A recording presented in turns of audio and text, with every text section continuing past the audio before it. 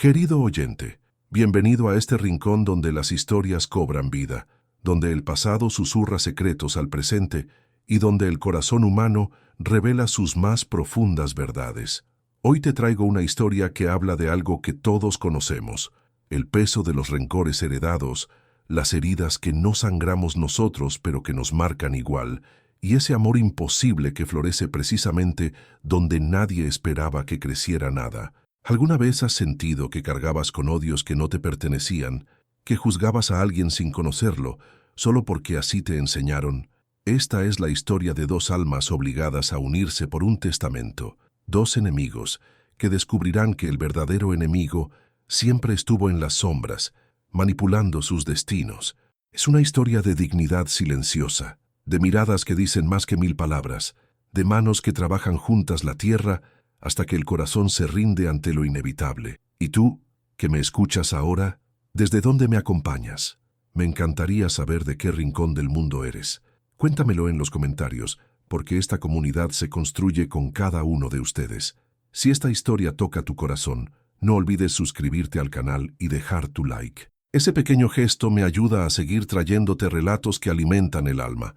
Ahora sí, acomódate, respira hondo y déjate llevar. Año 1931.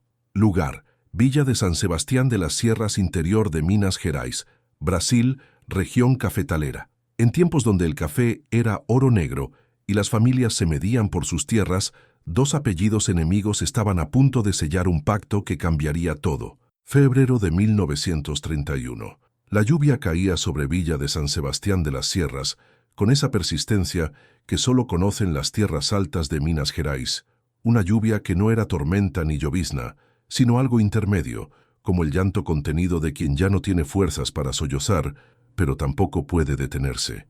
Isaura Adelaida de Sousa Almeida caminaba por las calles empedradas con el vestido negro rozando el barro. Llevaba 3 meses de luto cerrado, 3 meses desde que la fiebre se había llevado a su padre, el coronel Joaquín Bernardino, dejándola huérfana y sola en una hacienda que se desmoronaba como un castillo de arena ante la marea de la crisis.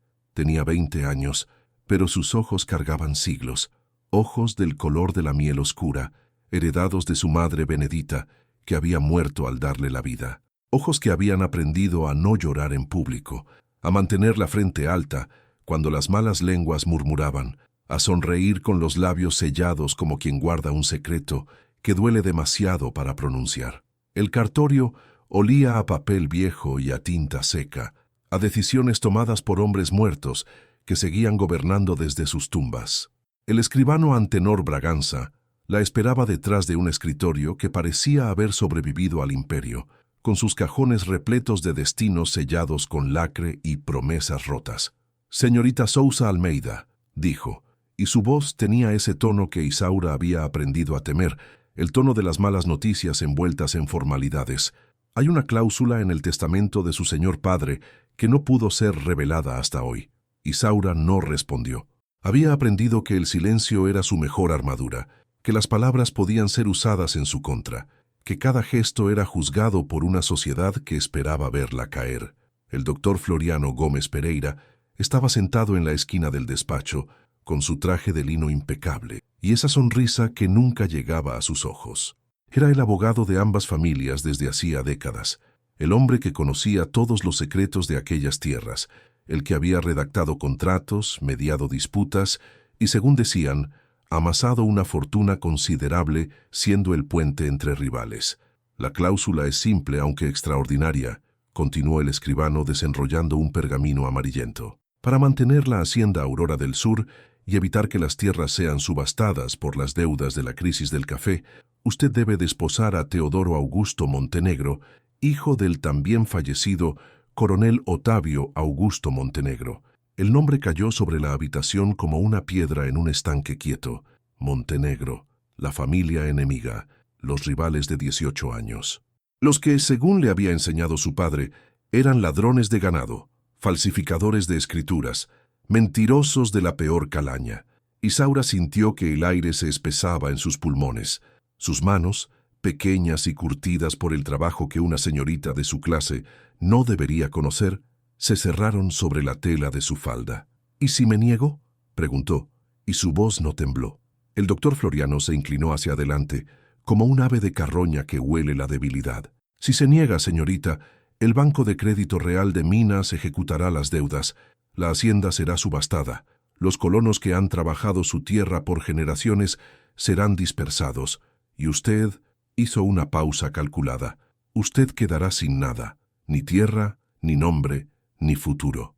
Afuera la lluvia seguía cayendo. Isaura pensó en los cafetales que había visto marchitarse con la crisis de 1929, en los granos pudriéndose en los secaderos porque nadie pagaba lo suficiente por ellos, en las noches que su padre había pasado tosiendo sobre los libros de cuentas, tratando de encontrar una salida que no existía. ¿El señor Montenegro conoce esta condición? El mismo testamento fue impuesto a él por su padre, respondió Floriano. La misma cláusula, las mismas consecuencias.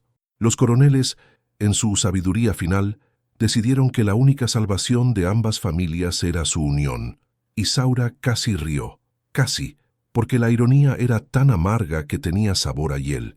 Dos hombres que se habían odiado durante 18 años, que habían gastado fortunas en pleitos judiciales, que habían prohibido a sus hijos siquiera mencionar el apellido enemigo, ahora desde la tumba ordenaban lo impensable.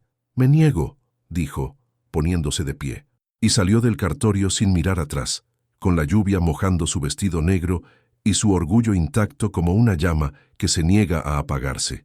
Lo que Isaura no sabía, lo que no podía saber mientras caminaba de regreso a su hacienda moribunda, era que en ese mismo momento, a pocas leguas de distancia, Teodoro Augusto Montenegro recibía la misma noticia con la misma indignación, y que el destino, ese tejedor caprichoso de vidas, ya había comenzado a entretejer sus hilos. La noche cayó sobre Villa de San Sebastián de las Sierras, y en dos haciendas diferentes, dos almas rechazaban un futuro que se avecinaba inexorable, sin saber aún que aquel rechazo era solo el primer acto de una danza que cambiaría sus vidas para siempre. Marzo de 1931. El vestido de novia había pertenecido a Benedita. Estaba guardado en un baúl de cedro que olía a naftalina y a sueños marchitos, envuelto en papel de seda que se deshacía al tacto como las promesas rotas. Isaura lo había encontrado una semana antes de la boda, cuando buscaba algo, cualquier cosa, que le diera fuerzas para enfrentar lo inevitable. Era un vestido de encaje portugués, con botones de madreperla que subían por la espalda como una columna de pequeñas lunas. Había amarilleado con los años, pero seguía siendo hermoso de esa manera en que solo son hermosas las cosas que han conocido el amor verdadero. Su madre lo había usado para casarse con su padre por amor. Isaura lo usaría para casarse con un enemigo por obligación. La mañana de la boda amaneció gris, como si el cielo mismo se negara a bendecir aquella unión. La iglesia matriz de Nuestra Señora de la Concepción estaba medio vacía. Pocos se habían atrevido a asistir a un matrimonio que olía a escándalo y sabía a derrota. Isaura caminó sola por el pasillo central. No tenía padre que la entregara, ni madre que llorara en el primer banco, ni hermanos que la defendieran. Solo tenía su dignidad, envuelta en encaje portugués, y esos ojos de miel oscura que no derramaron una sola lágrima. Teodoro la esperaba en el altar. Era alto, de hombros anchos, y manos de hombre que trabaja la tierra. Tenía 28 años, y el rostro curtido por el sol de los cafetales, con esa belleza áspera de los hombres del interior, la que no viene de perfumes ni afeites, sino del sudor honrado y las noches bajo las estrellas. Pero sus ojos, grises como las nubes de tormenta, estaban llenos de desprecio. No miró a Isaura cuando ella llegó a su lado. No la miró durante los votos, ni cuando el padre Anselmo los declaró marido y mujer, ni cuando las campanas sonaron sobre una unión que nadie celebraba. La fiesta se celebró en la hacienda Buena Esperanza, la casa grande de los Montenegro que había conocido días mejores. Los agregados y vecinos murmuraban entre sí, bebiendo el vino que se servía sin alegría, comiendo el banquete que sabía a obligación. Fue entonces cuando Teodoro se puso de pie. El silencio cayó sobre el salón como un manto helado. Isaura sintió que todos los ojos se volvían hacia ella, esperando, juzgando, anticipando el golpe. Teodoro levantó su copa. El cristal brilló bajo la luz de los candelabros. «Brindo», dijo, y su voz resonó en cada rincón, «por esta farsa que nos ha unido». Brindo por la obligación que me ata a la hija de un ladrón y un calumniador, y declaro ante todos los presentes que jamás, mientras viva, tocaré a esta mujer. Que el apellido Montenegro muera conmigo antes que mezclarse con la sangre de los Sousa Almeida. El murmullo recorrió la sala como un escalofrío. Las mujeres se llevaron las manos al pecho. Los hombres bajaron la mirada, incómodos ante aquella crueldad pública. Isaura sintió que el mundo se detenía. Sintió las miradas de lástima clavándose en ella como agujas. Sintió el peso de la humillación aplastando su pecho, quitándole el aire, convirtiéndola en piedra. Pero entonces algo se movió dentro de ella, algo que su padre le había enseñado en las noches de tormenta, cuando los rayos caían sobre los cafetales, y él le decía: una Sousa Almeida no se dobla, hija, se rompe o permanece de pie, pero jamás se arrodilla. Isaura se levantó, y cuando habló, su voz era clara como el agua de los riachuelos de las sierras. Y yo agradezco a los cielos por no tener que soportar las manos de un Montenegro sobre mi piel. Que Dios nos libre de engendrar herederos para esta familia maldita. El silencio que siguió fue absoluto. Teodoro la miró por primera vez desde que había entrado a la iglesia, y en sus ojos grises había algo que no era desprecio. Era sorpresa, era quizás respeto. Esperaba lágrimas, esperaba súplicas, esperaba a una mujer doblegada por la vergüenza. En su lugar, encontró a una reina sin corona, de pie en medio de su corte enemiga, con la frente alta y la dignidad intacta. Esa noche durmieron en alas opuestas de la casa grande. Isaura en el cuarto que había pertenecido a la madre de Teodoro, rodeada de retratos de mujeres Montenegro que la miraban con reproche desde sus marcos dorados. Teodoro en su habitación de siempre, con las ventanas abiertas al olor de los cafetales que no producirían cosecha aquel año, y entre ellos un pasillo largo como el rencor de 18 años, oscuro como las mentiras que aún no conocían. Lo que ninguno de los dos sabía, mientras yacían despiertos en sus camas separadas, escuchando el silencio de la casa grande, era que la verdad a veces nace del odio, que el amor puede crecer en el terreno más árido, y que aquella noche de humillación era solo el primer paso de un camino que los llevaría a descubrimientos que cambiarían todo lo que creían saber. Abril de 1931. La convivencia era un arte de evasiones. Isaura aprendió rápidamente los horarios de Teodoro. Desayunaba antes del amanecer, cabalgaba a los cafetales con los primeros rayos del sol, almorzaba con los capataces en el terreiro y solo regresaba a la casa grande cuando la oscuridad hacía imposible el trabajo. Ella, por su parte, ocupaba las horas que él dejaba vacías. Desayunaba cuando el sol ya calentaba. Caminaba por los jardines que nadie cuidaba desde la muerte de la señora Montenegro y se refugiaba en la biblioteca que olía a cuero y a páginas amarillentas. Se cruzaban pocas veces, y cuando lo hacían, era como dos barcos que se avistan en la niebla, un gesto mínimo de reconocimiento, un silencio cargado de palabras no dichas, y cada uno continuaba su rumbo hacia su propia soledad.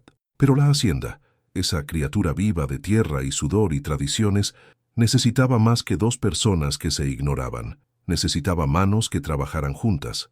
Fue Sebastiana, la vieja cocinera que había criado a Teodoro desde la cuna, quien primero notó algo diferente en la señora Isaura.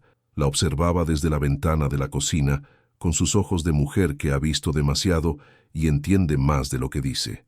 Isaura había encontrado el camino al terreiro de café. Se paraba al borde de las grandes explanadas de piedra donde los granos se secaban al sol, observando el trabajo de los colonos con una atención que no era curiosidad de señora ociosa, sino algo más profundo. Un día, cuando el capataz mayor ordenó que voltearan los granos demasiado temprano, Isaura habló: «Todavía tienen humedad en el centro. Si los voltean ahora se mancharán». Los hombres se detuvieron. Miraron a aquella mujer delgada, vestida de luto perpetuo, que se atrevía a corregir a quien llevaba 30 años en el oficio. El capataz iba a responder con alguna grosería cuando notó que don Teodoro había llegado sin que nadie lo oyera. Estaba montado en su caballo negro, observando la escena con expresión indescifrable. «Hagan lo que dice la señora», ordenó Teodoro. No explicó por qué. No defendió a Isaura con palabras amables, pero su orden fue suficiente. Los colonos esperaron 3 horas más antes de voltear los granos, y cuando finalmente los recogieron, estaban perfectamente secos, sin una sola mancha de fermentación. Esa noche, por primera vez, Teodoro e Isaura cenaron en la misma mesa. No hablaron, pero el silencio era diferente. Ya no era el silencio del desprecio, sino algo parecido a la tregua, como ese momento después de la tormenta, cuando las nubes aún no se han ido, pero la lluvia ha cesado. Isaura pensaba en su padre, en las tardes que había pasado con él en los secaderos de Aurora del Sur, aprendiendo los secretos del café que ninguna señorita debería conocer. «El café es como la gente, hija», le decía Joaquín Bernardino. «Hay que saber tratarlo con respeto, darle su tiempo, no apurarlo, y sobre todo, hay que conocerlo por dentro, no solo por la cáscara». Teodoro, por su parte, la observaba cuando creía que ella no lo notaba. Había esperado a una mujer quebrada, una heredera inútil que solo serviría para firmar papeles y llorar en los rincones. En cambio, encontraba cada día evidencias de algo inesperado: fortaleza, conocimiento, una dignidad que no necesitaba palabras para manifestarse. Una semana después del incidente en el Terreiro, Teodoro enfrentó su propia prueba. Un colono llamado Ceferino fue acusado de robar herramientas del galpón. El capataz lo trajo ante Teodoro amarrado como un criminal, con el rostro hinchado por los golpes que le habían dado antes de traerlo. «Lo encontramos con esto», dijo el capataz, mostrando un azadón. «Es el que faltaba del inventario». Ceferino lloraba, jurando inocencia. Tenía 4 hijos y una esposa enferma. Si lo expulsaban de la hacienda, su familia moriría de hambre. Teodoro estudió el azadón, estudió al hombre. Y entonces hizo algo que sorprendió a todos, incluyendo a Isaura, que observaba desde la sombra de la galería. «Este azadón tiene el sello de la hacienda Aurora del Sur», dijo.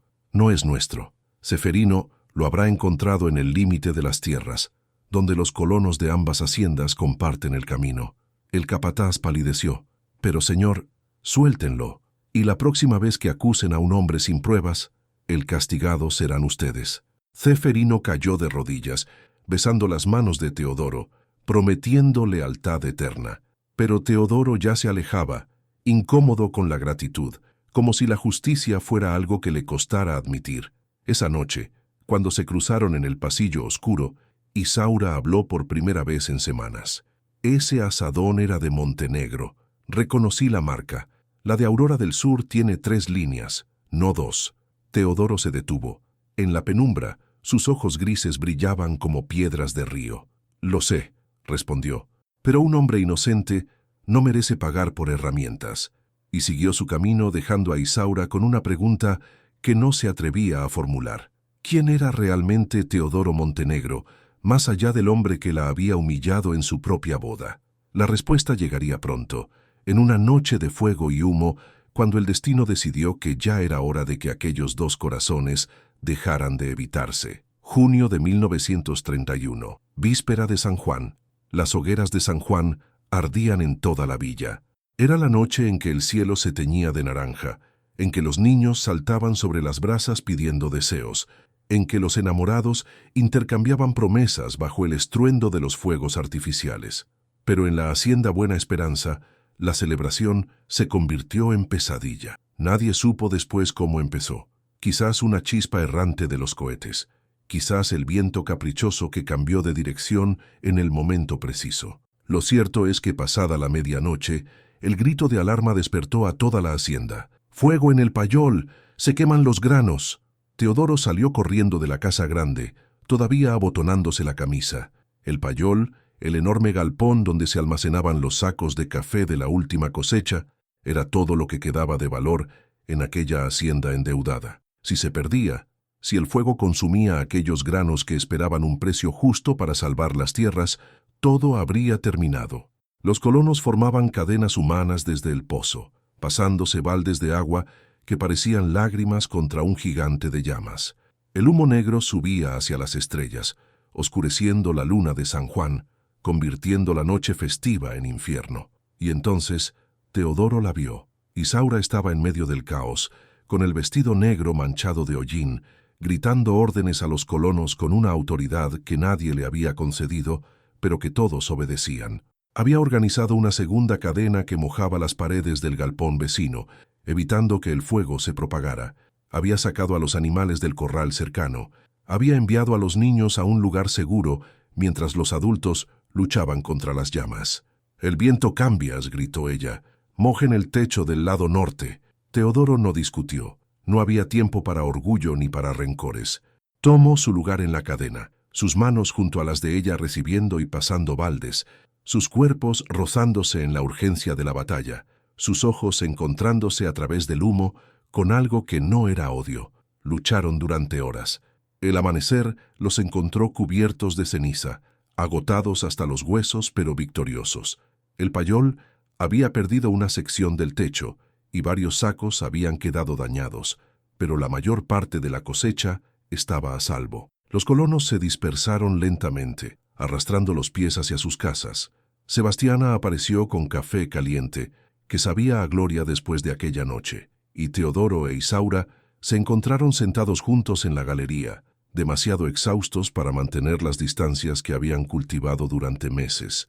«Gracias», dijo Teodoro. Era la primera vez que le hablaba sin amargura, la primera vez que su voz no llevaba el peso del desprecio. Era solo una palabra, pero contenía más que agradecimiento. Isaura no respondió inmediatamente. Miraba el horizonte, donde el sol naciente teñía de rosa las colinas de café que habían salvado juntos. «Mi padre me enseñó que la tierra no distingue apellidos», dijo finalmente. «Solo conoce las manos que la trabajan». Se hizo el silencio, pero era un silencio diferente a todos los anteriores. Era el silencio de dos personas que empiezan a mirarse de verdad, más allá de las historias que les han contado, más allá de los odios heredados.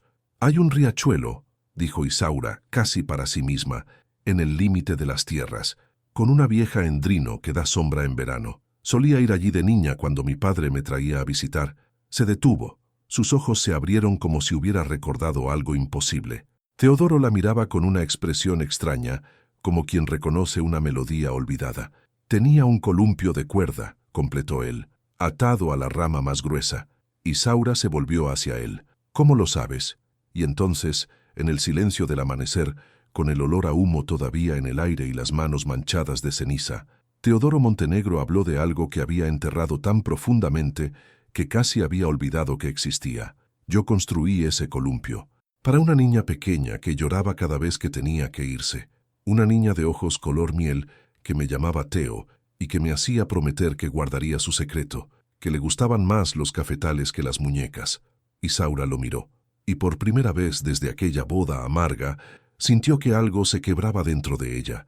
No su dignidad, no su orgullo, sino el muro que había construido alrededor de su corazón, porque ahora recordaba. Recordaba a un niño de ojos grises que la ayudaba a subir al columpio, que le enseñaba a reconocer los granos maduros, que la llamaba pequeña señorita con una sonrisa traviesa. Recordaba que, antes del odio, había habido amistad, y esa revelación era más devastadora que cualquier insulto, más poderosa que cualquier rencor, porque significaba que todo lo que les habían enseñado a creer, todo el odio de 18 años, estaba construido sobre los cimientos de algo que alguna vez fue hermoso. Julio de 1931. La revelación del columpio había abierto una puerta que ninguno de los dos sabía cómo cerrar. Durante los días siguientes, los recuerdos comenzaron a emerger como flores silvestres después de la lluvia, inesperados y persistentes. Isaura recordó las tardes en que su padre la llevaba a cabalgar hasta los límites de las tierras, donde un niño los esperaba con sonrisas cómplices. Recordó el sabor de las naranjas que compartían junto al riachuelo, el sonido de las cigarras en el verano, la voz de su padre y la del coronel Otavio riendo juntos como hermanos. «Eran amigos», dijo una noche, durante una de esas cenas que ahora compartían en silencio, pero ya no con hostilidad. «Nuestros padres eran amigos». Teodoro asintió lentamente. «Más que amigos, compadres. Mi padre era padrino de bautismo de tu hermano mayor, el que murió de fiebres antes de que tú nacieras. Y tu padre era padrino mío». Isaura dejó caer los cubiertos. «¿Eras mi primo de bautismo y nunca me lo dijiste?» «Me lo prohibieron. Cuando la pelea estalló me prohibieron mencionarte, pensar en ti, recordar que existías. Tenía 11 años. Obedecí. Hizo una pausa, y su voz se llenó de algo parecido a la vergüenza. Y cuando crecí, el odio ya era más fácil que la memoria. El silencio que siguió fue denso como la melaza. Isaura sentía que estaba parada al borde de un precipicio, mirando hacia un abismo de verdades que cambiarían todo. «Necesito entender», dijo. «Necesito saber qué pasó realmente en 1913». Y así comenzó la búsqueda. 2 semanas después, Isaura regresó a la hacienda Aurora del Sur por primera vez desde su matrimonio. La casa grande estaba cerrada, cubierta de polvo y telarañas, pero el olor a café viejo y a recuerdos permanecía impregnado en cada pared. Subió al desván, ese espacio bajo el tejado donde su padre guardaba las cosas que no quería que nadie encontrara, y allí, detrás de maletas viejas y vestidos de otra época, encontró el baúl. Era de cuero marrón, con las iniciales BES-A grabadas en la tapa. Estaba cerrado con un candado oxidado que cedió con facilidad, como si hubiera estado esperando aquellas manos para revelar sus secretos. Dentro había cartas, decenas de cartas, cientos quizás, amarillentas por el tiempo, con tinta descolorida, pero todavía legible. Isaura las leyó durante 3 días, apenas durmiendo, apenas comiendo, perdiéndose en las palabras de 2 hombres que alguna vez se habían querido como hermanos. Las cartas contaban una historia diferente a la que ella conocía. Contaban de sequías compartidas y cosechas celebradas juntos, de préstamos de dinero sin intereses, de caballos regalados, de niños que crecían jugando en tierras que no distinguían apellidos. Contaban de planes para el futuro, de una boda que uniría a las familias, de un sueño compartido de prosperidad y amistad eterna. Y entonces, en septiembre de 1913, todo cambió. Isaura encontró la carta que lo había destruido todo. Era anónima, escrita en papel ordinario con una letra angular que no reconocía. Decía: «Coronel Otavio, es mi deber cristiano informarle que su compadre Joaquín Bernardino ha sobornado al agrimensor del Estado para falsificar las escrituras y robarle 200 alquerías de tierra. Los documentos están en el cartorio esperando ser registrados. Actúe antes de que sea tarde. Un amigo». Debajo había otra carta, guardada junto a la primera, también anónima, también en papel ordinario, también con esa letra angular. «Coronel Joaquín, con dolor en mi alma le comunico que su compadre Otavio Montenegro ha estado esparciendo por toda la villa que los Sousa Almeida tienen sangre de cautiverio, que su abuela era esclava y que usted ha falsificado su linaje. Defienda su honor antes de que sea tarde. Un cristiano». Isaura sintió que el mundo se derrumbaba a su alrededor. Ambas cartas eran mentiras, crueles, calculadas, diseñadas para destruir la amistad más fuerte que había conocido aquella región, y ambas habían funcionado a la perfección. Cuando le mostró las cartas a Teodoro, él palideció. «La letra», murmuró. «Conozco esa letra». Sin decir más, cabalgó hacia el cartorio de la villa. Isaura lo siguió, sin saber qué buscaba, pero intuyendo que estaban al borde de una verdad terrible. En el archivo del cartorio, entre recibos de compraventa y registros de propiedad, Teodoro encontró lo que buscaba: documentos firmados durante 18 años por el doctor Floriano Gómez Pereira. La caligrafía era idéntica a la de las cartas anónimas. Isaura tuvo que sostenerse del escritorio para no caer. «El abogado», susurró, «el hombre de confianza de ambas familias, el que mediaba en las disputas, el que redactaba los contratos, el que nos destruyó», completó Teodoro con una voz que era hielo puro, y en ese momento algo cambió definitivamente entre ellos. Ya no eran 2 enemigos obligados a convivir, ahora eran aliados en la búsqueda de una justicia que llevaba 18 años esperando. Pero la verdad completa todavía estaba por revelarse, escondida en los cajones de un hombre que había tejido su fortuna con los hilos del odio ajeno. Agosto de 1931. La investigación que Teodoro e Isaura emprendieron fue meticulosa, obsesiva, casi febril. Se convirtieron en detectives de una historia que les habían robado, arqueólogos de verdades enterradas bajo capas de mentiras. Pasaban las noches en la biblioteca de la Casa Grande, rodeados de documentos, recibos, cartas y registros. La mesa de caoba, que había conocido banquetes y reuniones de hacendados, ahora estaba cubierta de pruebas de una traición que se extendía por décadas. Sebastiana les llevaba café y pan dulce, Observándolos con ojos que entendían más de lo que decían, veía cómo sus cabezas se acercaban sobre los papeles, cómo sus manos a veces se rozaban al pasar documentos, cómo el odio se transformaba lentamente en algo que ella conocía bien, aunque ninguno de los dos lo admitiera todavía. «Mire esto», dijo Isaura una noche, señalando un registro del cartorio de inmuebles. En 1914, apenas un año después de la pelea, el doctor Floriano compró 180 alquerías a los Montenegro, a precio de miseria. Teodoro revisó las fechas. Fueron las tierras que mi padre vendió para pagar los abogados del pleito judicial contra tu familia. Y aquí, continuó Isaura pasando páginas, en 1920, 220 alquerías de los Sousa Almeida, vendidas durante la primera crisis del café, también a Floriano. La lista continuaba. Lotes urbanos, parcelas de cultivo, bosques de madera noble, derechos de agua. Poco a poco, mientras las dos familias se desangraban en odios y pleitos, el abogado que mediaba entre ellos había ido acumulando una fortuna construida sobre sus ruinas. «Es casi poético», dijo Teodoro con amargura. «Mientras nuestros padres gastaban su patrimonio en destruirse mutuamente, él recogía los pedazos». Isaura guardó silencio por un momento. Afuera, la lluvia había comenzado a caer, esa lluvia suave de las noches de invierno que perfuma el aire con olor a tierra mojada. «Pero necesitamos más que coincidencias», dijo finalmente. «Necesitamos pruebas directas, algo que demuestre que él escribió las cartas». Teodoro la miró.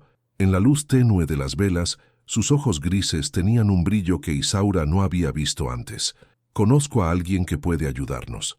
La empleada se llamaba Rosa. Había trabajado en la casa del doctor Floriano durante 15 años, primero como sirvienta, luego como cocinera, siempre invisible como todos los que sirven a los poderosos. Pero Rosa había visto muchas cosas y guardaba rencores que nunca había podido expresar. El doctor Floriano la trataba peor que a un animal. La hacía trabajar desde el amanecer hasta la medianoche, le pagaba miserias y una vez la había azotado por romper una taza de porcelana que valía más que su salario de un año. Cuando Teodoro le explicó lo que buscaban, los ojos de Rosa brillaron con algo parecido a la venganza. «El escritorio del señor», susurró. «Tiene un cajón secreto. Él cree que nadie lo sabe, pero yo he limpiado esa habitación por 15 años. Sé dónde guarda sus secretos». 3 noches después, cuando el doctor Floriano asistía a una cena en la casa del alcalde, Rosa dejó la puerta trasera de la casa sin llave. Isaura entró sola. Había insistido en que fuera así, a pesar de las protestas de Teodoro. «Si me descubren», había dicho, «será mi palabra contra la de él. No voy a arruinar tu reputación, además de la mía». La casa del abogado olía a tabaco caro y a cuero importado. Los muebles eran de maderas nobles, las alfombras venían de Europa, los cuadros en las paredes mostraban paisajes de lugares que Isaura nunca conocería. Todo aquello había sido pagado con la sangre de su familia. El escritorio estaba en el estudio, una habitación forrada de libros de leyes y títulos falsos de nobleza. Isaura encontró el cajón secreto exactamente donde Rosa había dicho, oculto bajo un panel de madera que se dio con un clic suave. Dentro había papeles, muchos papeles, y entre ellos lo que buscaba, el borrador original de las cartas anónimas, con tachaduras, correcciones, frases ensayadas y descartadas, prueba incontestable de que el doctor Floriano Gómez Pereira había destruido deliberadamente la amistad de dos familias para enriquecerse con sus restos.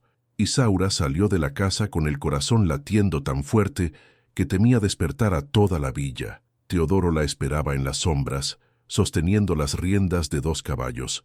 «¿Lo encontraste?» Ella solo asintió, incapaz de hablar. Pero cuando sus ojos se encontraron en la oscuridad, algo pasó entre ellos. Un entendimiento silencioso, una conexión que iba más allá de las palabras. Cabalgaron de regreso a la hacienda bajo la luna llena, y ninguno habló durante todo el camino. No hacía falta. Ambos sabían que habían encontrado la pieza que faltaba. Ahora solo quedaba decidir qué hacer con ella. Y esa decisión cambiaría no solo sus vidas, sino el destino de toda la villa de San Sebastián de las Sierras. Agosto de 1931, día del aniversario de muerte del coronel Joaquín. La iglesia matriz de Nuestra Señora de la Concepción estaba llena. Era el día de la misa de aniversario por el alma del coronel Joaquín Bernardino, y toda la villa había acudido, no tanto por respeto al difunto como por curiosidad morbosa. Los rumores ya circulaban. Se decía que Teodoro Montenegro e Isaura habían sido vistos juntos, trabajando, conversando, comportándose como una pareja verdadera. Los más escépticos atribuían el cambio a la necesidad de salvar las haciendas. Los más románticos susurraban que quizás, después de todo, el amor podía nacer del odio. Nadie imaginaba lo que estaba a punto de suceder. El doctor Floriano Gómez Pereira ocupaba su lugar habitual en el tercer banco, el que correspondía a las familias más respetables de la villa. Vestía de negro riguroso, como exigía la ocasión, y su rostro mostraba esa expresión de gravedad solemne que había perfeccionado durante años de asistir a funerales de las familias que destruía. La misa transcurrió normalmente. El padre Anselmo habló del perdón, de la vida eterna, de los misterios de Dios que los hombres no pueden comprender. Isaura, sentada en el primer banco con Teodoro a su lado, escuchaba sin oír, su mente fija en lo que vendría después. Cuando la ceremonia terminó y los fieles comenzaron a dispersarse hacia el atrio, Teodoro se puso de pie. «Un momento, por favor», dijo, y su voz resonó en la nave central con una autoridad que silenció todas las conversaciones. «Hay algo que esta comunidad debe saber». El murmullo se extendió como ondas en un estanque. La gente volvió a sus bancas, intrigada, expectante. El doctor Floriano frunció el ceño, pero no se movió de su lugar. Isaura se levantó junto a su esposo. Llevaba el vestido negro de luto, pero había algo diferente en su porte, una determinación que la hacía parecer más alta, más fuerte, más peligrosa. «Durante meses», comenzó Teodoro, «mi esposa y yo hemos investigado la verdad sobre la enemistad entre nuestras familias. Una enemistad que nos fue heredada, que nos enseñaron a mantener, que casi destruye nuestras tierras y nuestras vidas». Las miradas se volvieron hacia el doctor Floriano. El abogado palideció ligeramente, pero mantuvo la compostura. «Hemos descubierto», continuó Isaura con esa voz suave pero firme que había desarrollado durante meses de silencio, «que nuestros padres eran más que amigos. Eran compadres, hermanos de leche, compañeros de toda una vida, y que esa amistad fue destruida por una traición calculada». Sacó las cartas del bolsillo de su vestido, las mismas cartas anónimas que habían iniciado todo 18 años atrás. Estas cartas fueron enviadas a nuestros padres en septiembre de 1913. Contenían mentiras crueles, diseñadas para enfrentarlos. Nuestros padres las creyeron y el odio nació donde antes había amor. Teodoro tomó la palabra. «Hemos identificado al autor de estas cartas. La caligrafía coincide perfectamente con documentos firmados durante años por una persona que esta comunidad conoce bien, una persona que se benefició enormemente de la ruina de nuestras familias». Todos los ojos se volvieron hacia el doctor Floriano. El abogado se puso de pie con el rostro contraído de furia. «Esto es una calumnia», exclamó. «Un intento desesperado de una pareja de fracasados por salvar sus haciendas arruinadas». Isaura no se intimidó. «Tenemos los borradores originales de las cartas, encontrados en su escritorio, con su puño y letra, con las correcciones y tachaduras que demuestran que usted las escribió». El silencio en la iglesia era absoluto. Ni siquiera los niños lloraban. El doctor Floriano miró a su alrededor, buscando aliados, encontrando solo rostros cerrados y ojos acusadores. Entonces, hizo lo que cualquier cobarde haría. Intentó huir. No llegó lejos. Los colonos de ambas haciendas, hombres que habían trabajado las tierras de los Montenegro y los Sousa Almeida, le bloquearon el paso. No fueron violentos, simplemente formaron un muro de cuerpos trabajadores que el abogado no pudo atravesar. El delegado de la villa, don Antenor Machado, se acercó con la calma de quien ha visto demasiados crímenes para sorprenderse. «Doctor Floriano», dijo, «creo que tenemos mucho que conversar». Lo que siguió fue una confesión larga y amarga. Ante la evidencia irrefutable, Floriano reveló todo. Cómo había planeado durante años apoderarse de las tierras de ambas familias, cómo había alimentado el odio con mentiras sutiles, cómo había lucrado con cada pleito, cada venta desesperada, cada desgracia. Pero hubo algo más, algo que ni Teodoro ni Isaura esperaban. «Los testamentos», dijo Floriano con la voz rota por la derrota, «no fueron idea mía. Los coroneles los escribieron solos, en sus lechos de muerte. Un antiguo escribano les confesó la verdad antes de morir, y ellos quisieron reparar el daño de la única manera que les quedaba. Isaura sintió que las lágrimas corrían por sus mejillas. Su padre había sabido. En sus últimos días, había sabido que había odiado a su mejor amigo por mentiras, y el peso de esa verdad debía haberlo destrozado. Quisieron que sus hijos se casaran, continuó Floriano, no por las tierras.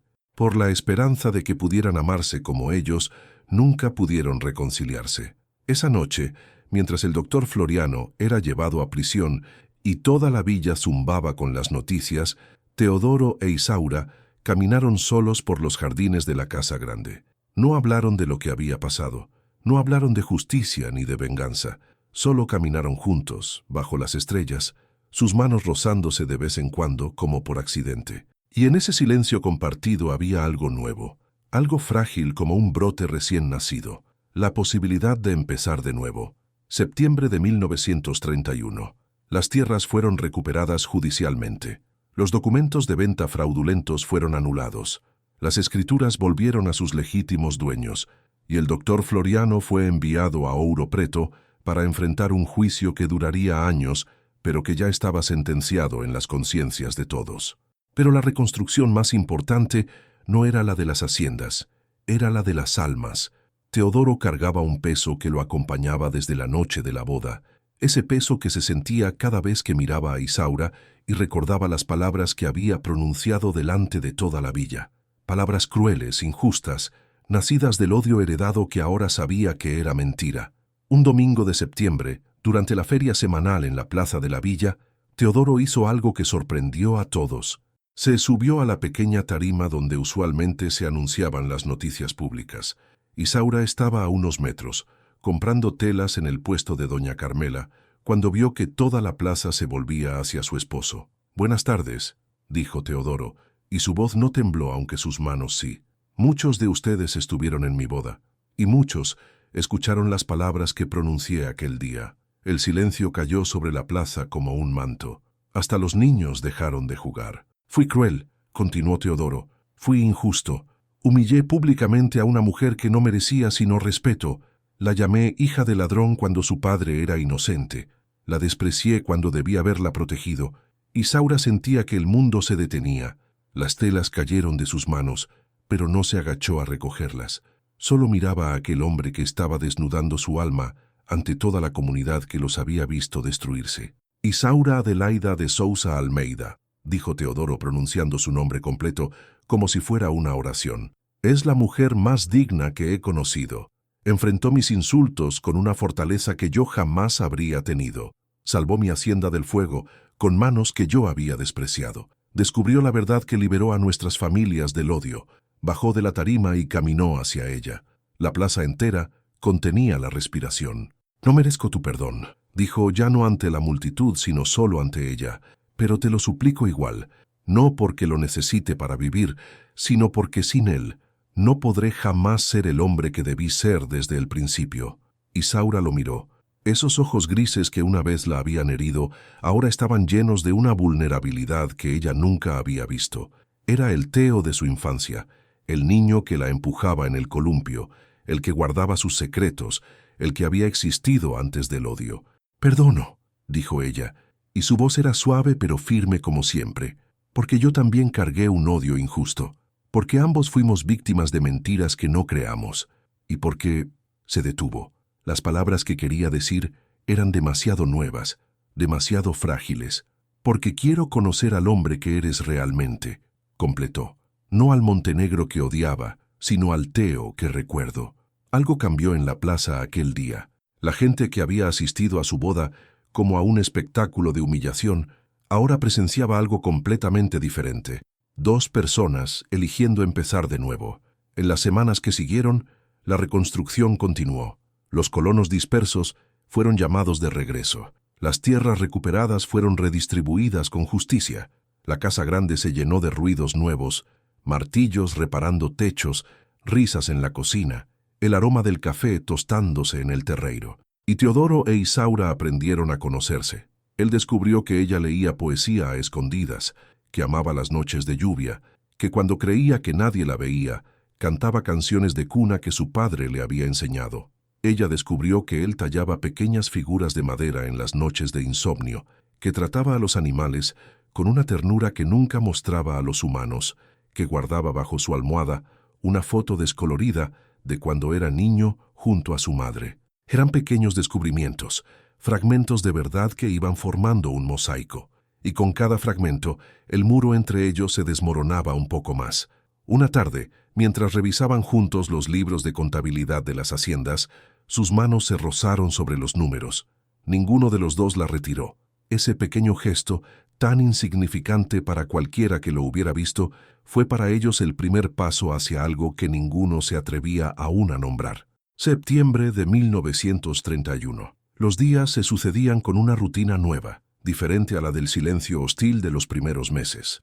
Ahora, Teodoro e Isaura trabajaban juntos en la administración de las Haciendas Unidas, y esa colaboración diaria fue tejiendo entre ellos una intimidad que ninguno había buscado pero que era imposible negar. Él la consultaba antes de tomar decisiones sobre las cosechas. Ella le pedía opinión sobre los nuevos contratos con los colonos. Se sentaban juntos en la galería cada tarde, cuando el sol comenzaba a descender, revisando papeles y compartiendo silencios que ya no eran incómodos. Sebastiana los observaba con la sonrisa sabia de quien ha visto crecer el amor en las circunstancias más improbables. «Son como dos plantas que se enredan sin darse cuenta», le dijo a Rosa, que ahora trabajaba en la casa grande después de haber sido despedida por su antiguo patrón. «Para cuando noten lo que está pasando ya no podrán separarse». Una mañana de lluvia, Isaura encontró a Teodoro en el taller que había pertenecido a su padre. Estaba inclinado sobre un pedazo de madera, tallando algo con una concentración que no permitía interrupciones. Ella se quedó en la puerta observándolo. Las manos de Teodoro eran grandes y callosas, manos de hombre que trabaja la tierra, pero se movían con una delicadeza sorprendente sobre la madera. Sus hombros, siempre tensos en público, estaban relajados. Una arruga de concentración le cruzaba la frente. «¿Qué estás haciendo?» Teodoro se sobresaltó. Nadie lo veía tallar. Era su secreto, su refugio, la parte de sí mismo que nunca mostraba al mundo. «Nada», respondió cubriendo la madera con un trapo, pero Isaura ya había visto. Era un pequeño caballo, con las crines al viento y las patas extendidas en pleno galope. Estaba casi terminado, y era hermoso. «Mi madre me enseñó», admitió Teodoro cediendo ante la mirada de ella. «Decía que un hombre que sabe crear belleza nunca está completamente perdido». Isaura se acercó. No pidió permiso para tomar la figura, pero algo en la forma en que sus dedos la rozaron hizo que Teodoro no protestara. «Es para los niños del colono Ceferino», dijo él. «El más pequeño perdió su único juguete en el incendio». Isaura lo miró, y en ese momento algo se movió definitivamente en su pecho, porque aquel hombre que el mundo veía duro y distante guardaba dentro de sí una ternura que solo se revelaba en gestos como aquel: un caballo tallado para un niño pobre, una justicia silenciosa para un acusado sin voz, un columpio construido para una niña que lloraba. «Enséñame», dijo ella, «a tallar, a conocerte». El silencio que siguió fue diferente a todos los anteriores. Era el silencio de dos personas al borde de un precipicio, sabiendo que el salto es inevitable, pero sin saber aún si habrá manos para atraparlos. Teodoro le ofreció un pequeño cuchillo de tallar. «Empieza por los bordes», dijo. «La madera te dirá qué quiere ser. Solo tienes que escucharla». Pasaron la tarde juntos en el taller, con la lluvia golpeando el tejado y el aroma de la madera llenando el aire. Isaura aprendió que sus manos no eran tan torpes como creía. Teodoro aprendió que compartir su secreto no lo hacía más vulnerable, sino más libre. Cuando la oscuridad cayó, habían creado juntos una pequeña flor de madera, imperfecta, pero honesta. «Para ti», dijo Teodoro, ofreciéndosela. Isaura la tomó, y aunque no era más que un trozo de cedro tallado con torpeza, para ella valía más que todas las joyas de la villa. Esa noche, cuando se despidieron en el pasillo oscuro, algo cambió en la forma en que se miraron. Ya no eran enemigos obligados a convivir, ya no eran aliados unidos por la búsqueda de justicia, eran algo más, algo que ninguno de los dos sabía aún cómo nombrar, pero el corazón humano tiene su propio idioma, y ambos estaban comenzando a aprenderlo. Octubre de 1931. El padre Anselmo había visto muchas cosas en sus 40 años como párroco de Villa de San Sebastián de las Sierras. Había bautizado a los hijos de las familias más nobles y había enterrado a los más humildes. Había casado parejas enamoradas y había bendecido uniones por conveniencia. Había escuchado confesiones que lo habían hecho dudar de la humanidad y había presenciado actos de bondad que restauraban su fe. Pero nunca había celebrado una misa como aquella.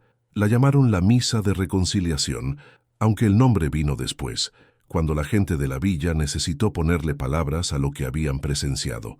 La iglesia matriz estaba llena como no lo había estado desde las grandes fiestas del café, cuando la prosperidad llenaba los bolsillos y las almas. Pero esta vez no era prosperidad lo que convocaba a la gente. Era algo más profundo, más necesario, la sanación de una herida que había dividido a la comunidad durante casi 2 décadas. En el primer banco, donde generaciones de Montenegro habían ocupado el lado derecho y generaciones de Sousa Almeida el izquierdo, ahora se sentaban juntos por primera vez. No solo Teodoro e Isaura, sino también los viejos parientes que habían quedado dispersos por el conflicto, los primos que no se hablaban, los compadres que habían roto lazos por lealtad a bandos que ya no existían. El padre Anselmo subió al púlpito con los ojos húmedos. «Queridos hermanos», comenzó y su voz temblaba de emoción, «hoy no vengo a predicar sobre santos ni mártires. Vengo a hablar de algo que hemos presenciado en nuestra propia comunidad, el milagro del perdón». Habló de las 2 familias, de su amistad antigua y de la traición que la destruyó. Habló del odio heredado, ese veneno que los padres pasan a los hijos sin darse cuenta, ese lastre que arrastramos de generación en generación, y habló del coraje que requiere romper ese ciclo. Teodoro Augusto Montenegro e Isaura Adelaida de Sousa Almeida, dijo mirándolos directamente, fueron obligados a casarse por un testamento, pero eligieron amarse por voluntad propia. Eligieron buscar la verdad cuando era más fácil aceptar la mentira. Eligieron perdonarse cuando tenían todo el derecho a odiarse. Isaura sintió que la mano de Teodoro buscaba la suya. Fue un gesto discreto, casi imperceptible para los demás, pero para ella fue un terremoto silencioso. Sus dedos se entrelazaron y ninguno de los dos miró al otro, pero ambos supieron que algo había cambiado definitivamente. El padre continuó: «Hoy no bendigo solo la unión de 2 personas. Bendigo la reunión de 2 familias, la sanación de una comunidad, la victoria del amor sobre el odio». Al final de la misa, el padre los invitó a pasar al frente, y allí, delante de toda la villa que había presenciado su boda amarga, Teodoro e Isaura renovaron sus votos. No fueron votos formales, no hubo palabras ensayadas ni rituales antiguos. Fueron simplemente 2 personas mirándose a los ojos, prometiendo sin palabras lo que ambos sentían pero aún no habían dicho en voz alta. Cuando salieron de la iglesia, tomados de la mano bajo el sol de octubre, la gente aplaudió. Algunos lloraban, otros reían, todos sentían que habían sido testigos de algo extraordinario. Esa noche hubo una fiesta en la hacienda Buena Esperanza. Pero no fue la fiesta lujosa de otros tiempos, con vinos importados y músicos de la capital. Fue algo más sencillo y más hermoso. Colonos y patrones comiendo juntos, niños corriendo entre las mesas, ancianos compartiendo historias del pasado, cuando las 2 familias eran una sola. Sebastiana había cocinado durante 3 días seguidos y Rosa había decorado las mesas con flores silvestres. Los músicos eran los propios colonos, con sus guitarras desgastadas y sus voces que conocían las canciones de la tierra. Y en medio de todo aquello, Teodoro e Isaura bailaron juntos por primera vez. No era un baile elegante como los de los salones de la capital. Era el baile simple del interior, con pasos que se aprenden viendo a los mayores, con cercanía que no necesita palabras. Los cuerpos de ambos encontraron su ritmo, como si siempre hubieran sabido bailar juntos, como si toda la distancia de los meses anteriores hubiera sido solo un ensayo para este momento. Cuando la música terminó, Teodoro no la soltó. «Hay algo que quiero mostrarte», susurró. «Mañana, si me lo permites». Isaura asintió, sin saber qué le esperaba, pero sintiendo que estaba a punto de descubrirlo. Octubre de 1931. El sol apenas despuntaba cuando Teodoro golpeó suavemente la puerta de la habitación de Isaura. Ella ya estaba despierta. La expectativa no la había dejado dormir. «¿Lista?», preguntó él cuando ella abrió. Llevaba ropa de montar, no el vestido formal que usaba para recibir visitas. El cabello recogido en una trenza sencilla, sin adornos. Era la Isaura real, la que trabajaba en los cafetales, la que no necesitaba artificios para brillar. Cabalgaron durante una hora por caminos que Isaura no reconocía, aunque pertenecían a tierras que ahora eran suyas. Teodoro la guiaba con seguridad, como quien conoce cada piedra y cada árbol, cada curva del río y cada sombra de la sierra. Finalmente llegaron a un claro junto a un riachuelo. El agua cantaba sobre las piedras con esa música que solo conocen los arroyos de montaña, y a su orilla se alzaba una vieja amendoeira con el tronco retorcido por los años. El columpio ya no estaba. La cuerda se había podrido hacía mucho tiempo, y solo quedaban marcas en la corteza donde una vez había estado atado, pero el árbol permanecía, testigo mudo de recuerdos que ahora volvían con fuerza abrumadora.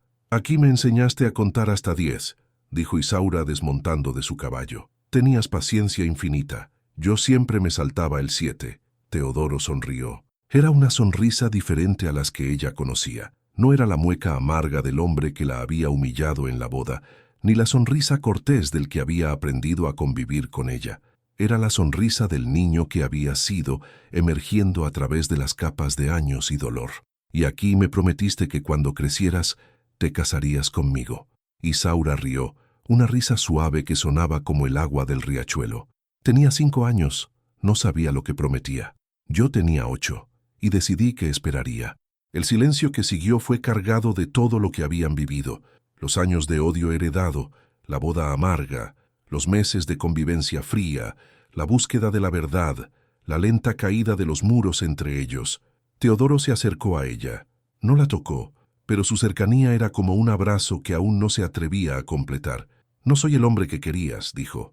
«Te fallé antes de conocerte, porque acepté odiarte sin saber quién eras. Y te fallé el día de nuestra boda, cuando debí protegerte y en cambio te humillé. Teodoro, déjame terminar, por favor». Isaura asintió. «He pensado mucho en lo que siento», continuó él. «Al principio creí que era remordimiento. Luego pensé que era respeto, admiración por tu fortaleza. Pero no es ninguna de esas cosas, o quizás es todas juntas y algo más». La miró directamente, y sus ojos grises estaban llenos de una emoción que ella no había visto antes. «Estoy enamorado de ti, Isaura. No de la Sousa Almeida que debía odiar, sino de la mujer que salvó mi hacienda del fuego, que descubrió la verdad que nos liberó, que enfrenta cada día con una dignidad que yo jamás he tenido. Estoy enamorado de tus silencios y de tu risa, de la forma en que miras los cafetales al amanecer, de cómo te concentras cuando lees y no te das cuenta de que estás sonriendo». Las lágrimas corrían por las mejillas de Isaura, pero no eran lágrimas de tristeza. Eran lágrimas de algo que se quebraba finalmente, de muros que caían, de un corazón que se permitía sentir lo que llevaba semanas negando. «No espero que sientas lo mismo», dijo Teodoro. «Entendería si no puedes perdonarme del todo, si el recuerdo de mis palabras siempre está entre nosotros. Pero necesitaba que lo supieras. Necesitaba que esta vez, aquí donde todo empezó, las palabras fueran verdad». Isaura se acercó a él. Levantó la mano y la posó suavemente sobre su mejilla, sintiendo la barba de días que raspaba sus dedos, el calor de su piel bajo la palma. «El hombre que me humilló aquella noche no eres tú», dijo. «Era un fantasma, un producto del odio que nos envenenó a ambos. El hombre que está frente a mí ahora, el Teo que recuerdo, el que talla caballos para niños pobres y defiende a los inocentes, de ese hombre estoy enamorada». Teodoro cerró los ojos, como si necesitara un momento para absorber aquellas palabras. «Dilo otra vez», susurró. «Estoy enamorada de ti. Y no es porque el testamento lo ordenó, ni porque vivimos bajo el mismo techo, ni porque nuestros padres lo hubieran querido. Es porque elegí amarte, porque te vi, realmente te vi, y lo que encontré fue digno de ser amado». Cuando sus labios se encontraron, fue como si el riachuelo cantara más fuerte, como si la amendoeira susurrara bendiciones antiguas, como si toda la tierra de las sierras celebrara aquel momento que había esperado 18 años para llegar. Se besaron bajo el árbol de su infancia, y el beso tenía sabor a café y a lluvia, a perdón y a promesas cumplidas. Y cuando finalmente se separaron, ambos supieron que ya no había vuelta atrás. Lo que había comenzado como una obligación se había transformado en elección. Lo que fue odio ahora era amor, y el pacto de las rosas rojas, ese acuerdo escrito por padres arrepentidos, finalmente había cumplido su verdadero propósito. Octubre de 1931. Regresaron a la hacienda con el sol cayendo sobre las sierras, tiñendo el cielo de colores que Isaura guardaría en su memoria para siempre. Naranja intenso, rosa pálido, púrpura profundo. Era como si el mismo cielo celebrara lo que había ocurrido junto al riachuelo. Sebastiana los vio llegar desde la cocina y supo inmediatamente que algo había cambiado. Era la forma en que cabalgaban juntos, con esa sincronía que solo tienen quienes han encontrado su ritmo común. Era la luz en los ojos de Isaura, que ya no era la mujer contenida que había llegado meses atrás. Era la paz en el rostro de Teodoro, como si un peso que había cargado toda su vida finalmente se hubiera desprendido de sus hombros. Ya era hora, murmuró la vieja cocinera, secándose las manos en el delantal y permitiéndose una sonrisa. Esa noche cenaron juntos, pero no en el comedor formal con su mesa kilométrica y sus candelabros de plata. Isaura había pedido que sirvieran en la galería, bajo las estrellas que comenzaban a asomarse, con velas que parpadeaban con la brisa suave de octubre. Hablaron de cosas que nunca habían compartido. Teodoro le contó de su madre, doña María Augusta, que había muerto cuando él tenía 15 años, y que le había dejado el amor por la madera tallada, por las noches de lectura, por los pequeños gestos de bondad que nadie ve. Era ella quien mantenía la paz entre mi padre y el tuyo, dijo. Cuando murió, ya no hubo nadie que frenara el odio. Creo que por eso las mentiras de Floriano funcionaron tan bien. No había manos suaves que mediaran. Isaura le habló de su padre, de las noches que pasaban juntos leyendo bajo la lámpara de aceite, de las lecciones de café que le daba como si fuera un hijo varón, de la tristeza que lo consumía cada vez que miraba el retrato de Benedita. Nunca se recuperó de perderla, dijo, y creo que parte de su odio hacia tu familia era en realidad rabia contra sí mismo, rabia por no poder proteger lo que amaba. Así pasaron las horas, intercambiando fragmentos de sus vidas como quien intercambia joyas preciosas. Cada historia compartida era un ladrillo menos en el muro que los había separado, un paso más hacia esa intimidad que estaban construyendo. Cuando la luna estuvo alta en el cielo, Teodoro tomó la mano de Isaura. «Hay algo que quiero preguntarte», dijo, y su voz tenía un temblor que ella no había escuchado antes. «Y si la respuesta es no, lo entenderé». Isaura esperó, sintiendo el corazón latir tan fuerte que temía que él pudiera oírlo. «Esta noche, querrías ser mi esposa, no la que dice el papel, no la que ordenó el testamento, mi esposa de verdad, por elección, por amor». Ella entendió lo que preguntaba, y mientras lo miraba a los ojos, supo que no había duda posible. «Llévame contigo», susurró. Caminaron juntos por el pasillo de la casa grande, ese mismo pasillo que los había separado durante meses, que ahora los unía hacia un destino compartido. La puerta de la habitación de Teodoro se abrió silenciosamente y se cerró detrás de ellos con la suavidad de las cosas que estaban destinadas a suceder. Esa noche, bajo el dosel de la cama que había conocido generaciones de Montenegro, dos almas que habían estado separadas por mentiras finalmente se encontraron. No hubo torpeza ni incomodidad, solo la naturalidad de dos personas que habían esperado aquel momento sin saberlo, que habían viajado por caminos de dolor para llegar a ese puerto de ternura. Cuando el amanecer comenzó a filtrarse por las ventanas, Isaura descansaba sobre el pecho de Teodoro, escuchando los latidos de su corazón como quien escucha una melodía que quiere memorizar para siempre. «Nuestros padres querían esto», murmuró ella, «no la unión de tierras, sino de corazones». Teodoro la abrazó más fuerte, y les tomó 18 años conseguirlo, pero lo lograron. Afuera, los gallos comenzaban a cantar y los colonos despertaban para otro día de trabajo. La vida continuaba a su ritmo eterno, indiferente a los dramas humanos, constante como el sol que siempre vuelve. Pero dentro de aquella habitación, todo había cambiado. Ya no había un Montenegro y una Sousa Almeida. Había solo Teodoro e Isaura, marido y mujer, amantes y amigos, construyendo juntos un futuro que nadie les había prometido, pero que ellos habían elegido. Y en el límite de las tierras, junto al riachuelo de su infancia, la vieja amendoeira extendía sus ramas hacia el cielo, como si bendijera desde la distancia lo que había comenzado a su sombra. Noviembre de 1931. Las semanas que siguieron fueron las más felices que Isaura podía recordar. La casa grande se llenó de una vida nueva, risas en los pasillos, conversaciones en la biblioteca, mañanas compartidas en el terreiro de café y noches bajo las estrellas de la galería. Teodoro había cambiado de formas que sorprendían incluso a quienes lo conocían de toda la vida. Sonreía más, hablaba con los colonos como un igual, pasaba horas tallando figuras de madera que luego regalaba a los niños de la hacienda. El hombre sombrío que había humillado a Isaura en su boda parecía haberse evaporado, reemplazado por alguien que ella amaba más cada día. Pero había una sombra que aún no se disipaba completamente. Una tarde, mientras ordenaban los papeles del estudio, Isaura encontró una carta que no había visto antes. Estaba oculta en el fondo de un cajón, con la letra temblorosa de alguien que escribe en su lecho de muerte. Era de su padre. «Mi querida Isaura», decía, «si lees estas palabras es porque Dios me ha llamado sin darme tiempo para explicarte todo. Hay algo que debes saber, algo que descubrí demasiado tarde y que no tuve el valor de contarte mientras vivía». Isaura sintió que el corazón se le detenía. Siguió leyendo con manos temblorosas. «Meses antes de mi muerte, un antiguo escribano llamado Prudencio vino a verme.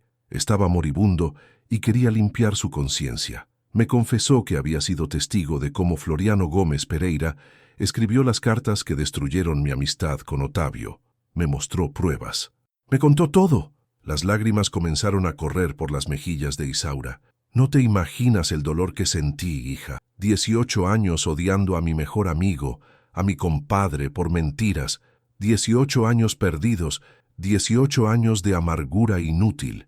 Escribí a Otavio esa misma noche, contándole la verdad. Él me respondió. También había recibido la confesión de Prudencio». La carta temblaba en las manos de Isaura.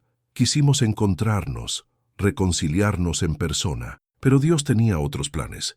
Otavio enfermó gravemente antes de que pudiéramos vernos, y entonces yo también caí enfermo. Los testamentos fueron nuestra única manera de reparar el daño. El matrimonio entre tú y Teodoro no fue un capricho ni un castigo, fue nuestra esperanza.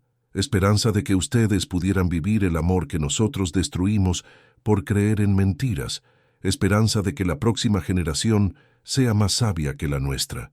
Isaura dejó caer la carta. Teodoro, que había observado todo desde la puerta, se acercó y la tomó entre sus brazos. «Lo sabía», susurró ella. «Mi padre sabía todo, y aún así murió sin poder reconciliarse. Pero hizo lo que pudo», dijo Teodoro, acariciando su cabello. «Nos dio a nosotros la oportunidad que él no tuvo».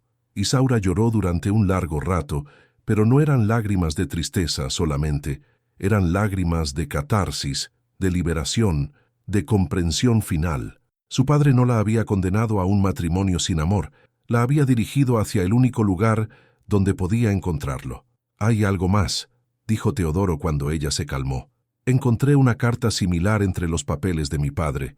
Decía casi lo mismo, y terminaba con una frase que no he podido olvidar. ¿Qué decía?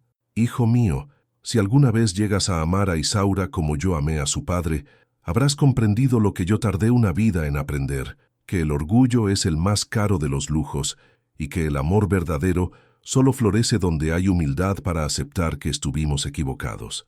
El silencio que siguió fue sagrado, como el de las catedrales antiguas, como el de los momentos que marcan el alma para siempre. «Los amamos», dijo Isaura finalmente. «Aunque ya no están, los amamos. Y vivir felices es la mejor forma de honrar su memoria». Teodoro la besó suavemente en la frente. «Entonces vivamos felices», dijo, «por ellos, por nosotros, por los hijos que tendremos y los nietos que llenarán esta casa». Esa noche, mientras cenaban en silencio pero ya sin la incomodidad de antes, Isaura sintió algo nuevo en su cuerpo, una ligereza extraña, un mareo sutil que no era desagradable. Lo había sentido otras veces en las últimas semanas, pero había atribuido el malestar a la emoción de todo lo que estaba viviendo. Pero ahora, con la carta de su padre todavía fresca en su mente, comprendió lo que aquel síntoma significaba. Llevó la mano a su vientre discretamente, sin que Teodoro lo notara, y supo, con la certeza que solo conocen las mujeres, que algo milagroso estaba creciendo dentro de ella. Diciembre de 1931. El jardín de la hacienda Buena Esperanza había sido olvidado durante años. Desde la muerte de doña María Augusta, nadie había cuidado las rosas que ella había plantado con tanto amor, ni podado los rosales que bordeaban el camino de entrada, ni limpiado las fuentes que ahora estaban cubiertas de musgo. Pero aquel diciembre, algo cambió. Isaura había decidido que quería darle vida nuevamente al jardín. Era un proyecto ambicioso, quizás absurdo considerando todo el trabajo que requerían las haciendas, pero Teodoro no se opuso. La veía cada mañana con las manos en la tierra, plantando bulbos y arrancando malezas, y sabía que aquel jardín era más que un capricho. Era su forma de echar raíces, de hacer suyo aquel lugar que había sido enemigo. Lo que Teodoro no sabía era que Isaura tenía un secreto que guardaba celosamente, esperando el momento perfecto para revelarlo. Ese momento llegó una tarde de diciembre, cuando el sol caía sobre las sierras y el aire olía a jazmines silvestres. «Ven», dijo Isaura tomándolo de la mano, «quiero mostrarte algo». Lo guió hasta el centro del jardín, donde había trabajado especialmente duro durante las últimas semanas.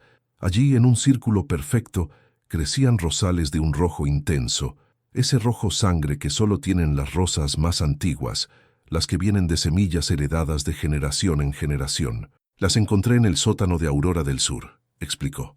«Eran de mi abuela. Estaban casi muertas, pero las trasplanté aquí. Pensé que este sería un buen lugar para que florecieran». Teodoro miró las rosas, tan rojas que parecían latir con vida propia. «Son hermosas», dijo. «¿Pero por qué aquí?» Isaura tomó su mano y la posó sobre su vientre. «Porque este será el jardín donde jueguen nuestros hijos», dijo, «y el primero llegará en julio». Teodoro tardó un momento en comprender. Luego sus ojos grises se llenaron de lágrimas, esas lágrimas que los hombres del interior no se permiten derramar, pero que a veces brotan sin permiso. «¿Estás segura?», Sebastiana lo confirmó, y el médico de la villa también. Teodoro la abrazó con una fuerza que contenía todo, el miedo, la alegría, la esperanza, el amor que habían construido contra todas las probabilidades. La abrazó como si nunca quisiera soltarla, como si en ese abrazo cupiera todo el futuro que los esperaba. «Un hijo», murmuró. «Nuestro hijo». «O hija», corrigió Isaura con una sonrisa. «No lo sabemos todavía. No importa. Será amado. Será libre del odio que nosotros heredamos. Crecerá sabiendo que sus padres se eligieron, que el amor venció a las mentiras». Se quedaron abrazados en el jardín, mientras el sol terminaba de ponerse, rodeados de rosas rojas que prometían florecer cada primavera, testigos silenciosos de una historia que había comenzado con un testamento y terminaba con una vida nueva. Los meses siguientes fueron de preparativos y esperanzas. La noticia del embarazo se esparció por la villa, y la gente que había dudado del matrimonio ahora celebraba lo que veía como un milagro de reconciliación. Teodoro se volvió aún más protector, insistiendo en que Isaura no trabajara en los cafetales ni se esforzara demasiado. Ella se reía de sus preocupaciones, pero en secreto apreciaba cada gesto de cuidado, cada mirada tierna, cada noche en que él posaba la mano sobre su vientre creciente y le hablaba al bebé con una voz que solo ella conocía. Reformaron una habitación junto a la suya para convertirla en cuarto del bebé. Teodoro talló una cuna con sus propias manos, usando la madera de un nogal que había crecido en el límite de las tierras, exactamente donde los Montenegro y los Sousa Almeida se encontraban. Era su forma de decir que aquel niño nacería de la unión de dos mundos. Isaura bordó sábanas y ropitas con paciencia infinita, sentada en la galería mientras el vientre crecía y los meses pasaban. A veces, cuando estaba sola, hablaba con su padre en silencio, contándole las novedades, prometiéndole que su nieto conocería la verdad de su historia. El jardín floreció con la primavera. Las rosas rojas que Isaura había plantado se abrieron al sol, llenando el aire con un perfume que ella juraba era el mismo de su infancia, el mismo de las tardes junto al riachuelo cuando era niña y no conocía el odio. Una mañana de julio, cuando el invierno suave de las sierras cubría todo de una neblina plateada, Isaura sintió los primeros dolores. Teodoro cabalgó hasta la villa más rápido de lo que había cabalgado en su vida, trayendo a la partera y al médico, mientras Sebastiana preparaba agua caliente y telas limpias.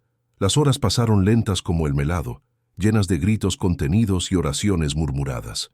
Teodoro esperaba en la galería, caminando de un lado a otro como un animal enjaulado, sintiendo cada gemido de Isaura como si fuera una herida propia. Y entonces, cuando el sol de la tarde atravesó las nubes de invierno y bañó la hacienda de luz dorada, un llanto agudo llenó la casa grande. Sebastiana salió con lágrimas en los ojos y una sonrisa que iluminaba su rostro arrugado. «Es una niña, señor, sana y hermosa como la madre». Teodoro entró corriendo. Isaura estaba agotada pero radiante, sosteniendo un pequeño bulto envuelto en las sábanas que ella misma había bordado, una carita rosada, ojitos cerrados, puñitos diminutos que se agitaban en el aire. «Se llamará Benedita María», dijo Isaura, «por nuestras madres». Teodoro se sentó junto a ella mirando a su hija con un asombro que no podía poner en palabras. Aquella pequeña vida, tan frágil y tan perfecta, era la prueba definitiva de que el amor había vencido. «Bienvenida al mundo, pequeña Benedita», susurró.